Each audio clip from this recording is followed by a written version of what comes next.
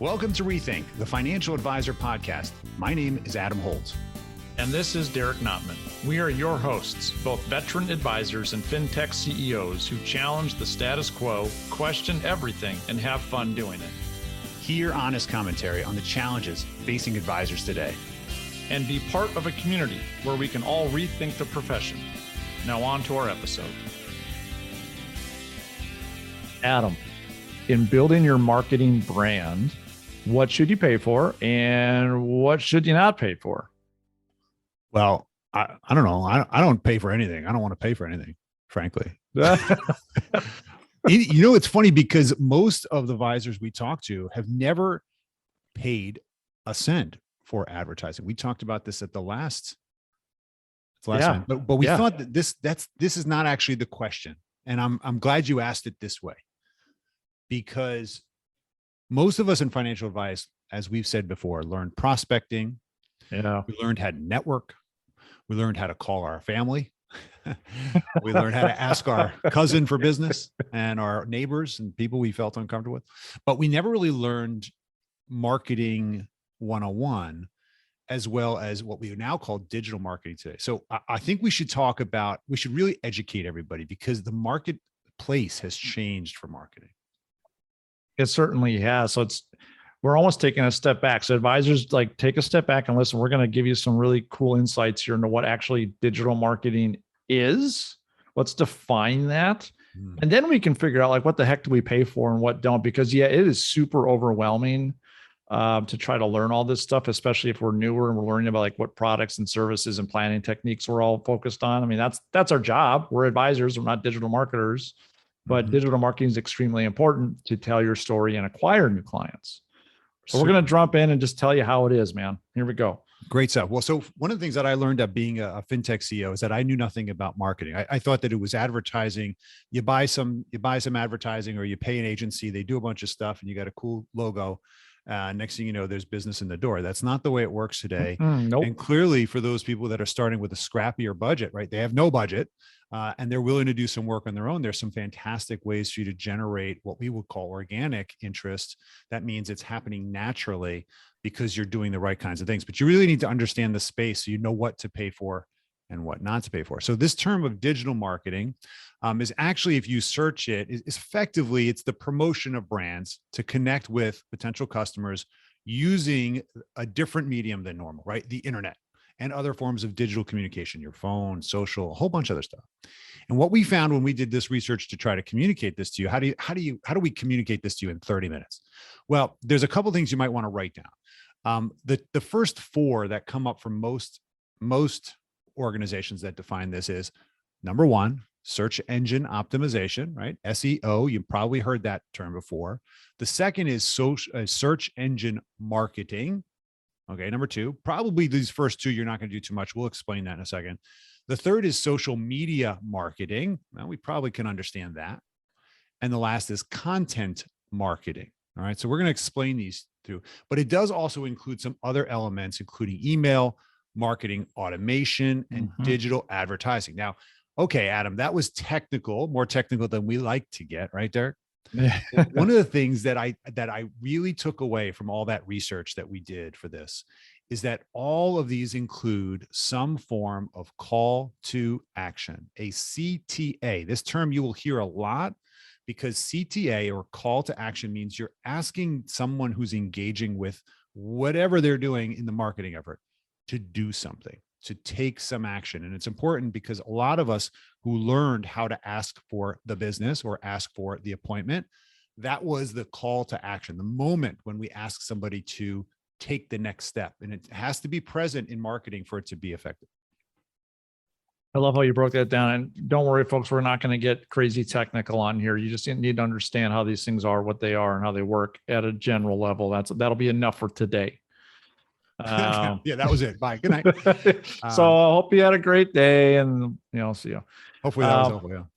Yeah, that was helpful, right, guys? Okay. Yeah. Well, this is good. So Derek, would you take us through SEO? Because search engine optimization is something we've all heard before. What does that mean?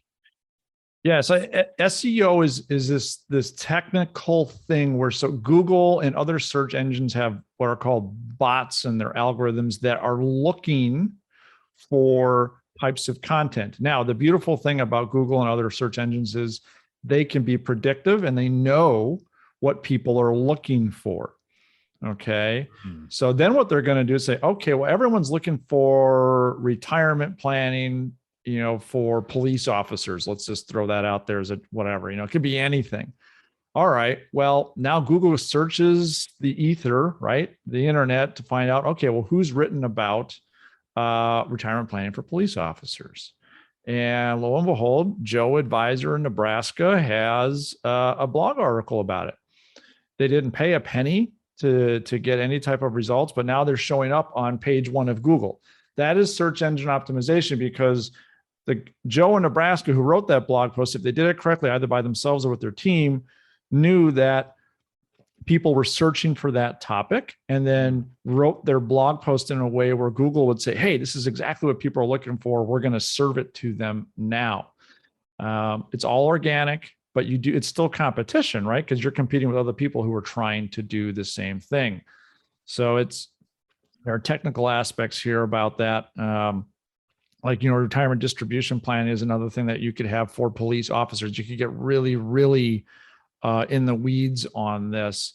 But at the end of the day, that's what SEO is. It's for content on your website to get indexed by Google and ranked by Google as a value add, as a key source of information that people are looking for.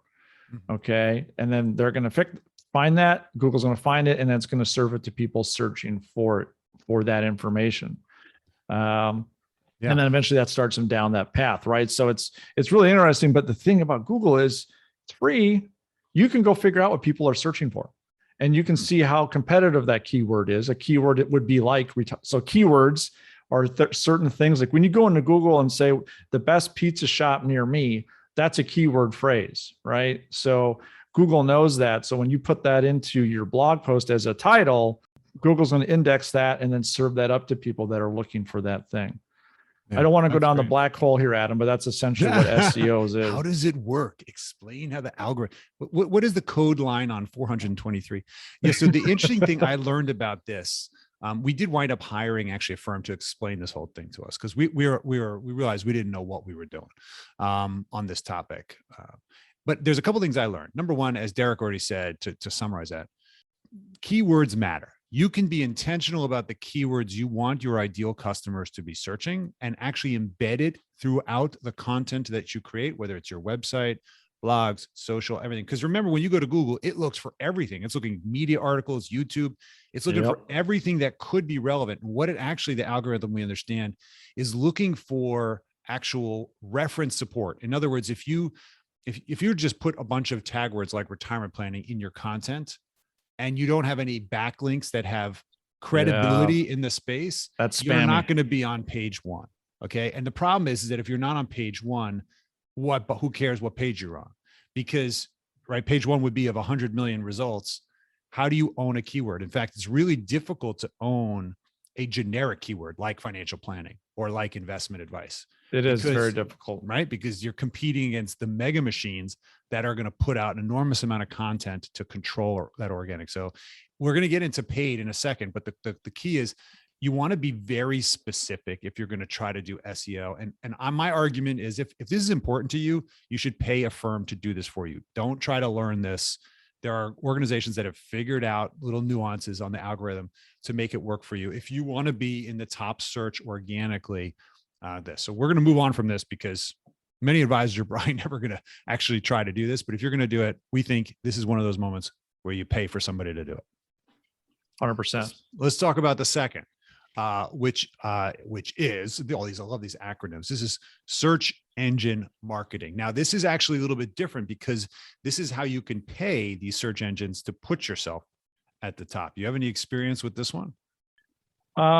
Just briefly, because honestly, I don't have a budget that can compete with the big brands out there that can throw tens of thousands, millions of dollars at these things. So Yeah. It's like when you do a Google search and you see the first 4 or 5 results, they say the little word ad right to the left of them. I've seen that. These are people that are paying, companies that are paying to get their visibility boosted on Google. Google serves that up. It charges them, they can do like a click, like they get charged per clicks or per views.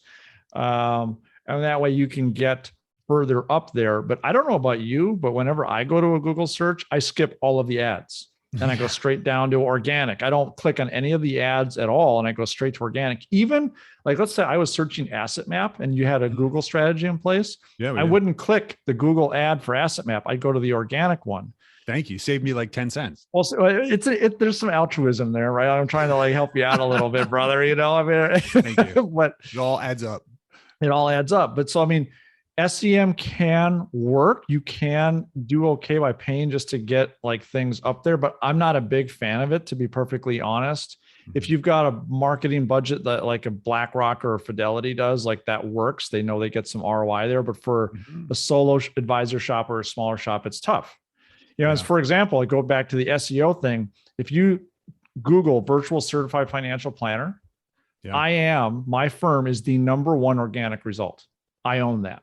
That's because you're specific to those terms. Say that term again. Virtual certified financial planner. Okay. So somebody would have to search that specifically for you to come up #1. Because if you do certified financial planner, everyone's got that out there, right? That's a tough one to compete with. But part of my value add for my financial practice is that I'm virtual, right? So I throw that in there and boom. Now I don't need tens of millions of people searching that. I need a couple. So it just shows that SEM, it would be tough to do. I agree with you. And my conclusion on this one is that we did try this, and we actually are the company that we hired to help us. Now we've gone through 3 companies until we found the company we liked. So pay attention to that. Sometimes you don't always get the best relationship that's at least educating you and you know why you're spending all this money. Yes. Because you don't always see results until 6 to 12 months out, and you're wondering why you're burning this money on this stuff. It's interesting. If you have a name or a brand in your firm that is something generic, like Incentive Financial or Ascension Financial, like we tend to put these very kind of strong adjectives in front of our brand names. But if someone were to search that, there's some other firm that would they bought the word financial planning. So they're going to actually come up ahead of you. And that's one of the reasons why we actually bought our own name. We buy Google Asset Map so that any other company that tries to use Asset Map and beat us organically will always still be at the top for the people who are actually seeking us. And I thought that was an interesting strategy. But again, you have to have a budget for it. And I don't know for most advisors that that's worth it. So I'm a big I'm a meh on this one. I'm not really I don't see it for most financial advisors. Unless, you're big and you want to be huge and you got money to burn. I don't see this one. I haven't seen it work. How about that? So let's talk about the one that we do like this. Social media marketing has been something that both you and I have gotten into. Help us understand, how do you kind of contextualize social media marketing? It's big. It's a networking event that's online. If you just want to sum it up. Yeah. I mean, that's great. That's it. Yeah. Next, hopefully that works, guys. I don't know what I'm doing at a networking event. I'm a wallflower. Yeah. That's true. But it's you could be a wallflower. You could be a wallflower. You could be that creepy guy or girl by the fake plant in the corner watching everybody. That doesn't Isn't that work the out. wallflower? Yeah, right. They've got that drink they've been nursing for 4 hours. Right. Holding on to their business cards in their left hand. Please come over here. Come talk to me. Now, social media marketing, it's really cool. There's an art and a science to it, and it can be extremely powerful if you do it right, because you can do this wrong. For all of us that learned how to prospect in our early days as advisors, or who are being told to prospect now and cold call people, don't do that on social media. It doesn't work.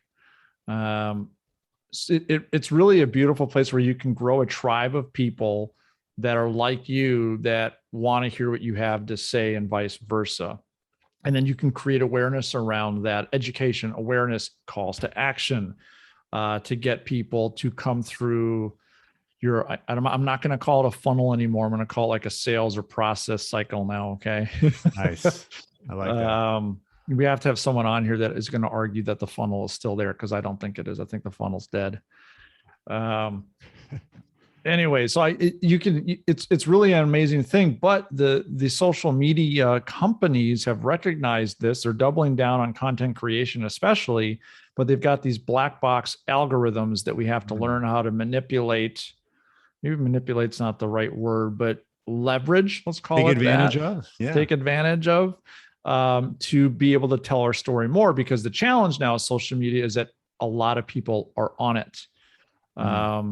Gary Vee just said last month in a podcast that LinkedIn is in the golden era between 2017 and 2023, and that people are going to be crying if they don't get involved now and looking back at it.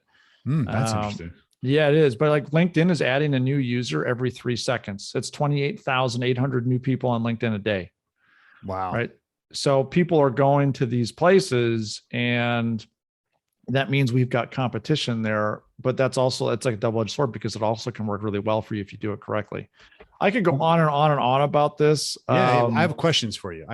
Jump in, give me some questions. So it's interesting you say that. Because there's been this big question about whether our ideal prospects, because we're still talking about marketing for financial advisors. Yes. How are our prospects on LinkedIn? Are they Facebook? Are they on Twitter? Are they Instagram?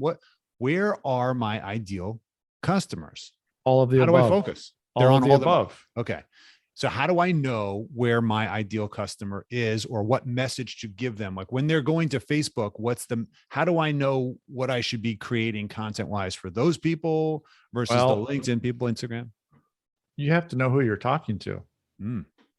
We talked about this in a previous episode. If you don't know who your ideal client is, who your identity is, remember, we've talked about this multiple angles already.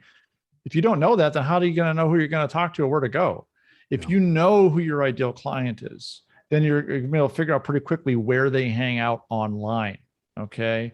If your ideal client is 22-year-old influencers, they're probably on TikTok or Instagram. They're not hanging out on LinkedIn a whole lot, and vice versa. So you got to know where your people, your tribe is hanging out. And what do you say? Like, what do you say to them, Adam? You talk to them about like who you are. You resonate with them. You show them you understand them. Like, it's just, you don't talk about whole life, please. All right. That can happen on a one-off conversation after they want to actually talk to you.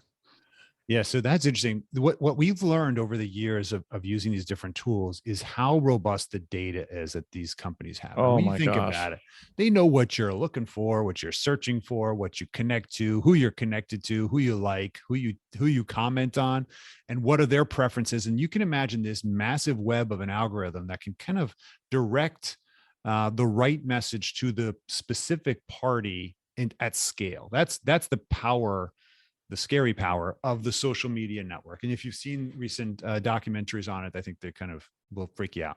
The question is, how do you use this? Because it's here to stay. And as Derek said, it's growing. For many years, the broker-dealer compliance in our space has been really restricted.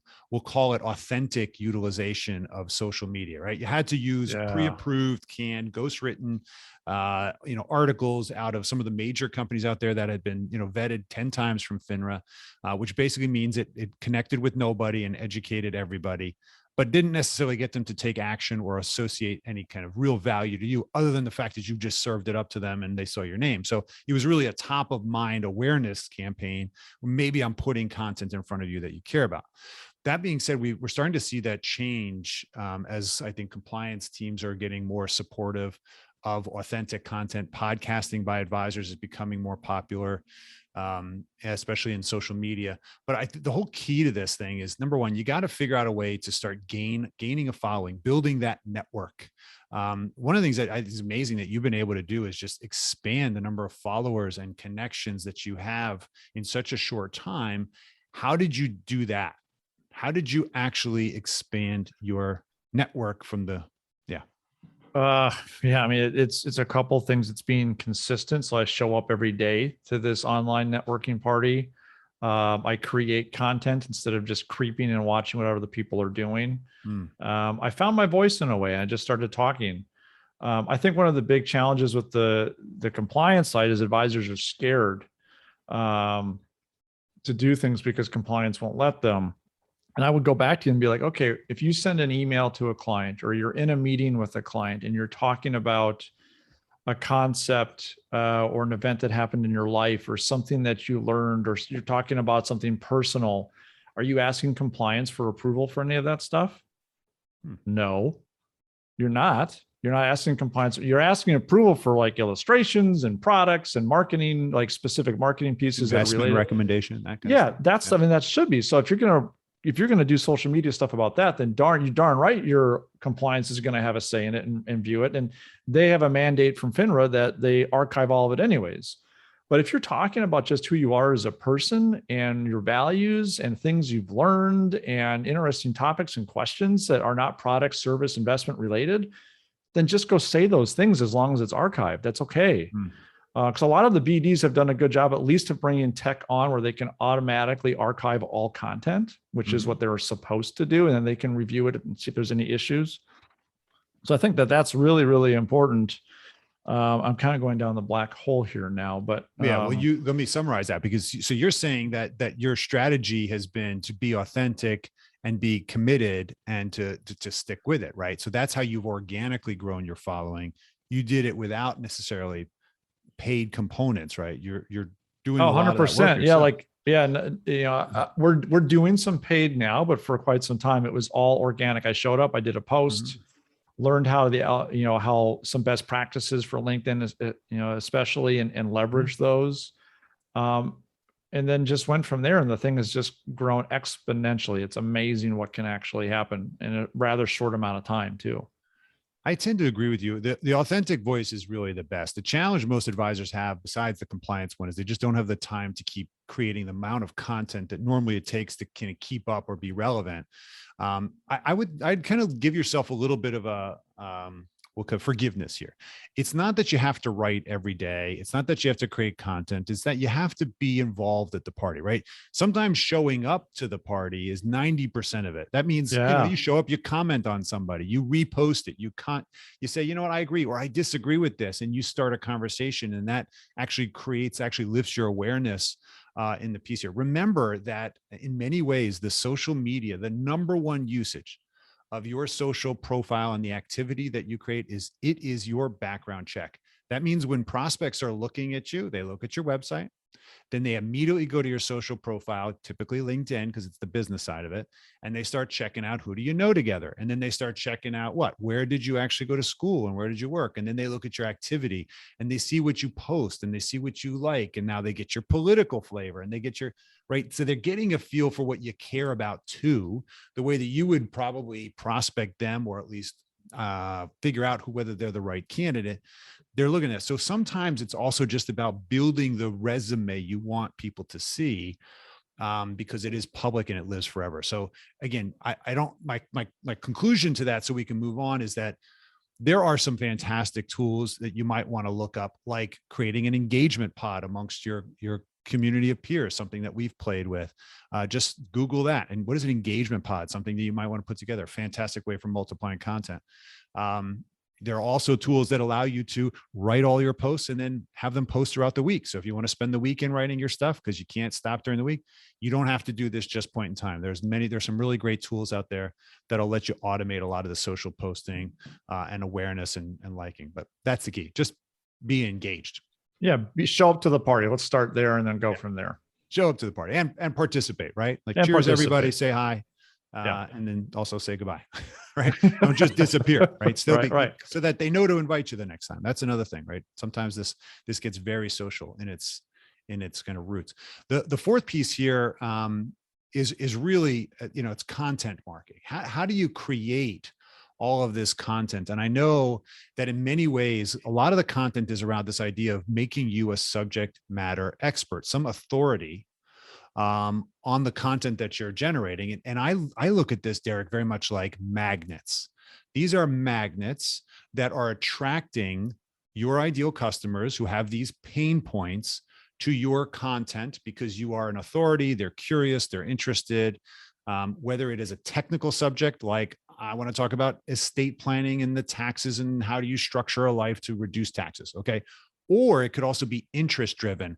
how to have the most fun in retirement being a golfer in Florida, right? It can be that content that's going to really align with your prospects. What have you seen in terms of the more effective content that's created out there?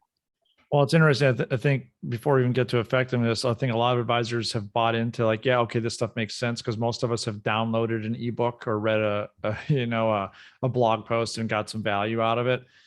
But reading one or downloading one is a lot different than creating one. So you can have a lot of ROI here, but I'm not gonna like take your rose covered glasses off here because this is a lot of work. Social media posts. There we go, Adam. He took his glasses off. That's Guys, awesome. I can see. Who are you? Social media posts is probably the easiest thing out of all of this, but blogs, ebooks, books, white papers, infographics, podcasting, all of that stuff takes a lot of work. I would say, yes, you need to invest in this and do not expect results overnight. And know it's going to take some time. And what I tend to guide advisors on this strategy is you should probably do some of this stuff yourself first and spend the time on it because it's going to help you find your voice, your persona, your style of writing and communicating. And then at some point, once you've figured that out, then you can go hire some people to help you do these things, whether you're collaborating or just completely outsourcing it, because it is a super big time suck to do these things. Mm-hmm. They're extremely important. If you go back to search engine optimization, they look for stuff like this. They're looking for constant content being uploaded to your site and all these things. So it's there. You got to feed the beast, but it takes a ton of work. So do some of it yourself first. And then when you find a firm that you like, be like, hey, here's how I write a blog. Here's how my social media posts look. Here's how my ebooks look so far. Go replicate this. Otherwise, if you go and you've not done none of it because you just don't want to be bothered, now any firm you hire is going to white label it. And now it's not going to be you anymore. It's not going to be your persona. And as you just said, Adam, people want to work with subject matter experts that they know and trust, that they can connect with on a human level. Mm-hmm. And if your content's just plain vanilla, they're going to know that 18,000 other advisors have written the same blog post and they're not going to get any value out of it, which means no lead, no business. Yeah, that's a great point. And I think the real big question in content is are you going to create it or are you going to have someone else create it? I happen to think that the requirement, the need for creation of content is so high, you probably you can't make this one your day job. There's some interesting scrappy tools that I've used. I tend to use, I really like the audio model, right? So I come up with the ideas and I dictate them, and I either dictate them into my system that transcribes the whole thing, and then I send it to a copywriter and they write it, and then I get to edit because it's a lot easier to edit. And they'll write it, they'll think about the open, the close, the end, the call to SEO, action, the keywords. SEO, yes, they'll do all that. And I just have to show up and, fix a couple language components or exactly whatever. And that's great. And then they'll get it out, right? It doesn't make sense for Adam to do that. Although I did a lot of that. The other thing is that there's plenty of media outlets. There's such a demand for content today, original content. You can get many of the news media like NASDAQ, Forbes, Think Advisor, Investor Perspectives, Advisor Perspectives. These companies all want your content. You can actually become a ghostwriter for them and they'll publish your articles if they're good enough and they're unique. And you now can create what seems like traditional media authority that's not, that you then socialize by posting in your social media. I would tend to say that the easiest thing to do early is clearly the social posts. The things that we're hearing are getting the most traction are lists still to this day. David Letterman did it great. He's the top 10 lists, right? Top 6 reasons why people love it here. Top 6 things you got to do when, you pass away or you're going to take Social Security, or these topics. People love that because, if you can bubble something complicated down to 3 steps, that's what we try to do here in a way. To how do we take a complicated topic and make it 1,800 steps to make it easy for you? So, but that's the point is just think about what's easy early. If you're going to do stuff like books and you're going to try to do infographics, you're going to want professionalism here. Don't do scrappy there. Get some help. Yeah, for sure. It's a lot of work to do it right. People have a high, the high expectation for quality and they want it to all look like McKinsey made it. Ain't going to happen. It's not hard. It's not easy to do on your own. So pay for this one. A quick call to action on this one, just because it is overwhelming. Wow. create some social posts around different topics that you think are interesting and not just about products or investments, please. Whatever one does the best organically, has the most engagement, take that and further that by creating maybe an ebook or a graphic or a blog post around it where you can create even more value because you know people already like it. It's that simple. Just go with that. That's Anyways, right. So okay. multiplication of content's huge. So if you're going to do something, choose something you can turn into a meme and a post and a podcast and right. That's the key to leveraging this. Let's kind of wrap this up with these last pieces. Email marketing is probably still the most effective, communication vehicle out there. And because not everybody has social media, and at the same time, it's also the biggest junk mail bin we have because email is quote unquote free. Now, the key to this one we found is that when you're doing email to your warm market, make sure it's personalized and authentic, and you're really you're updating them to the specific audience. Like, I thought this was relevant to you and the 50 other people I'm sending it to. Okay, right. So in the cold market, though, you have to really think about how someone's going to receive that, because junk mail is the predominance of what I get in my mail. I just commented I crossed 100,000 unopened emails, right? I know, doesn't that scare a lot of people? Why? Because most of it's junk, or at least looked like junk. So I already pre-decided, right? If you're going to do this cold marketing via email, the digital email, make sure you find a way to make it personalized and relevant. You cut the images. Don't try to make it all fancy and look like a commercial, okay? And try to capture attention on the mobile phone where most of this email is being read first, right? So that means it's got to have a clear call to action in the subject that's legible in the first 4 words, okay? Because everything else gets cut off. So there's some really interesting techniques I would think about. I wouldn't ignore this. Digital email marketing still works really well. Oh, it's a great tool. I would add a few bits to that. One is try to do this inbound instead of outbound. What I mean by that is have people opt into your email instead of trying to, don't do it the other way around, because then now you have people that are wanting to hear what you have to say. Also, something to know about. So I wouldn't call it SEO, but the internet service providers, whether you're doing this through a CRM or manually, are tracking your open rates. And if people are hitting spam, your email address, your service is actually going to say, hey, this content's really spammy. It's not great. We're not going to serve this email as much as they think we are. So there's some really black box stuff going on there. But if you're doing totally spammy stuff and just whatever, the internet service providers know this. Like, I don't know about you, but like whenever I get a spam email in my Gmail, I hit spam. That gets marked back somewhere, and then that provider or the sender gets dinged on that. So just keep that in mind. It's true. We have had that happen, by the way. Someone uploaded a list of 10,000 people and just blasted it out. Enough people did that literally every single email from that email account went nowhere, no open rates. They literally basically they blacklisted it, and that's actually what happens. They can blacklist an email if too many people hit spam, and then that's done.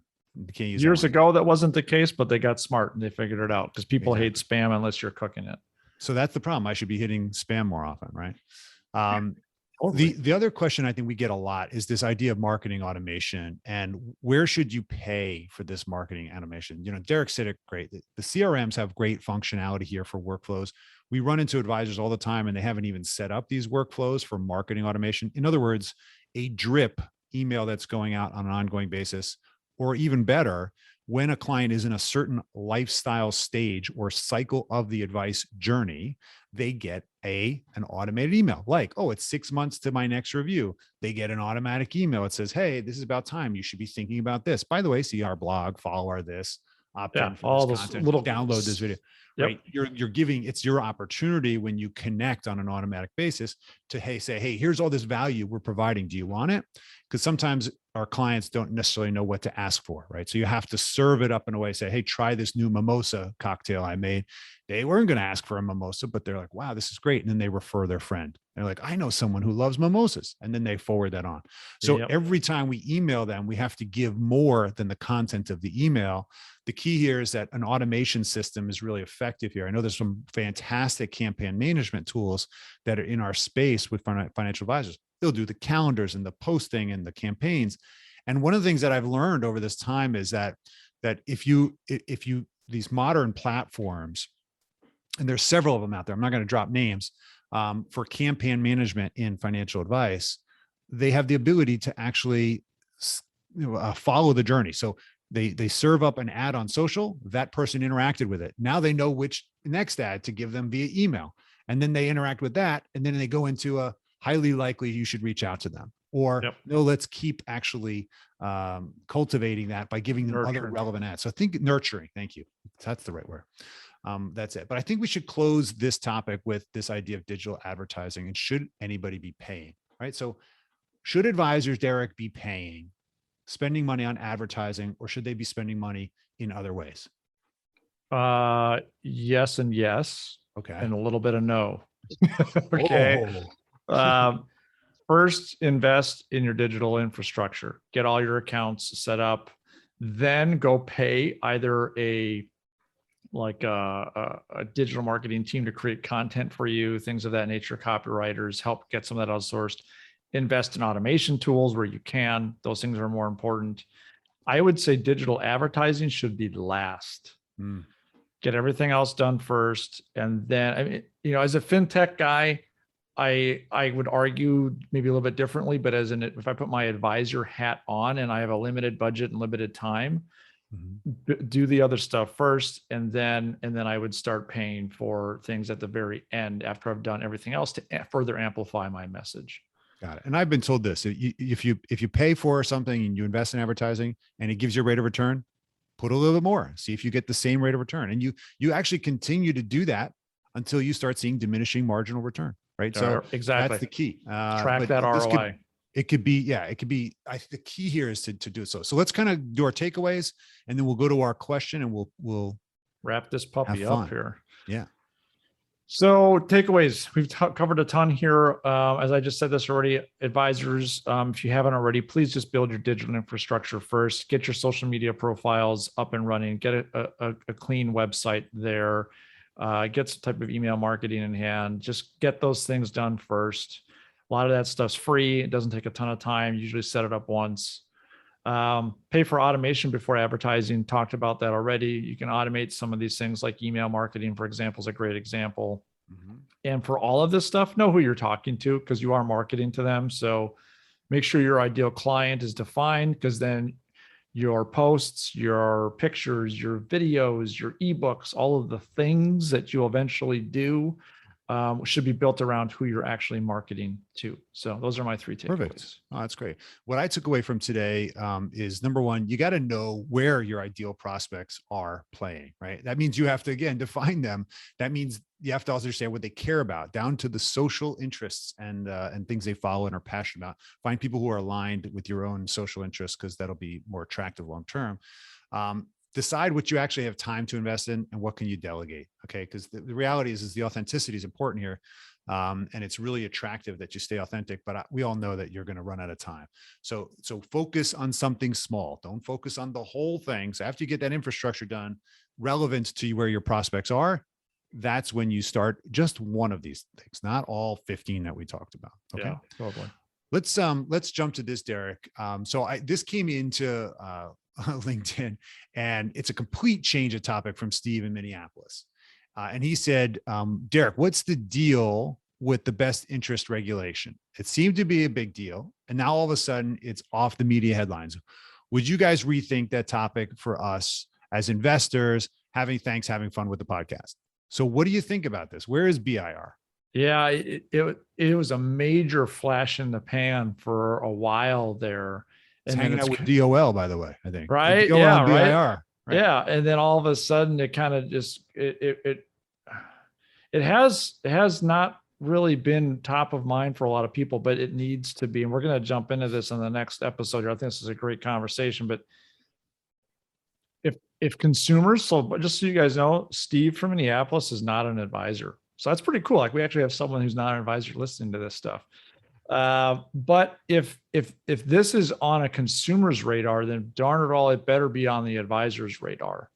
And we're going to dig into all of that and what that probably means for our industry in our next episode. I don't know. What do you think, Al? I used to think that DOL plus BIR is really CYA.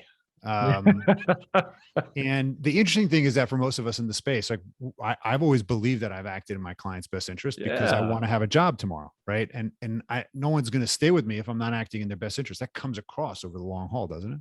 Oh, they can So tell. most of the people I know in their space, really, they do right by their clients and make sacrifices all the time. And of course, the big question has been compensation. I think really there's so many other topics in the news that are taking over, but I think there's an underlying theme here that's going to pop out. And I'm glad we're going to spend some time talking about it because regulation and the unknown things lurking around the corner, good or bad, are going to be things that we need to pay attention to. It's probably going to indicate that there's new pressures on those affiliated with FINRA. The question is whether RIAs are going to be regulated in a whole new way after having, we'll call it getting a little bit of the Wild West there. I think there's some interesting things we need to rethink about this. But more importantly, since a non-advisor is asking this question, you got to wonder, the consumer is asking the profession, are these advisors acting in my best interest? And how would I actually know? How do I know? Yeah. Until 10 years from now, how am I going to know? There's a trust factor here. And this is important because we're still dealing with this as an industry because there's question about whether people are on my team, same side. So we have to do a better job in general as the industry to support this. So I look forward to talking about that one with you. Likewise. That's a great, big conversation. Cool. Derek, thanks, Steve. Always a pleasure. And thank you, Steve. We'll send you a t-shirt. Yeah. Cool. Well, all of you listening, send in questions. Thanks for listening. If you want mustache advice, hook me up with a DM. I can do that. Advice. I can do that for you. You should see it right now. I'm seeing it on video. Yeah, it is impressive, my friend. Impressive. Yeah. It is impressive. And we're almost in November. So we are. You're going to grow one, aren't you, Adam? I don't think so. Very, very scary. For scary enough for a podcast. For a better cause. Come on. That's right. Exactly. I'll send money. Thank you, Derek. Have a great one. Best to your family. And for all of us listening, thanks for being with us. We'll see you at the next one. Likewise. Cheers. Thank you for listening to Rethink, the Financial Advisor Podcast with Holt and Notman. Be sure to subscribe now and join the ongoing conversation. The information covered and posted represents the views and opinions of the guest and does not necessarily represent the views or opinions of AssetMap or Connector. The content has been made available for informational and educational purposes only.